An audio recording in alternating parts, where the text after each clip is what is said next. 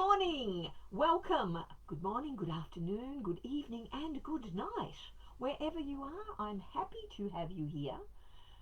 This is number 8, the last one in my little series of Where Do They Come From? Where do the authors come from?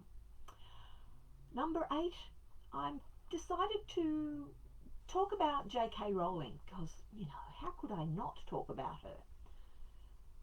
An amazing author, an ordinary person who wrote these amazing books, who went crazy, and she's, well, beyond famous.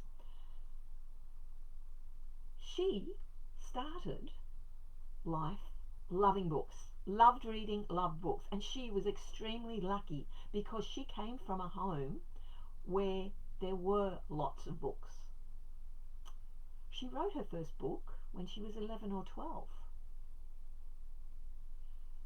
And when I was reading up about her in Wikipedia, it said that she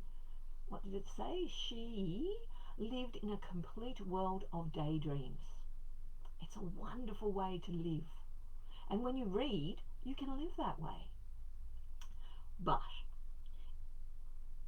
when she grew up a little bit more, she worked as a temp. Now, she was educated. She went to university and she had a degree, and she could speak French and and studied the classics, but she became a temp.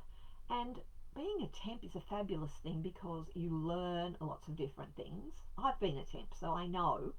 I've worked in lots of different jobs and I met lots of different people, and you just learn lots of things.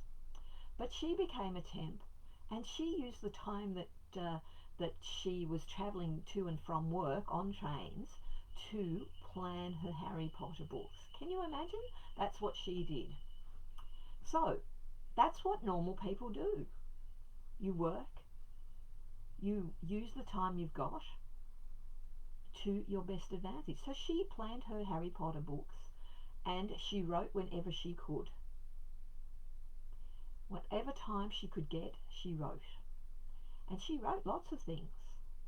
It's really interesting when you take the time to research your favourite authors and what they did before becoming famous or before they became authors.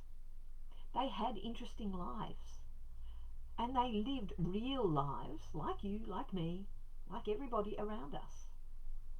And their stories, the stories they tell, are just as important as your story. Never think that your story is not important. It's something that's unique to you, and you can use it. That's it for my little series of Where Do Authors Come From? I'll have to think of something new for next week, but I look forward to seeing you again, and I'll say goodbye.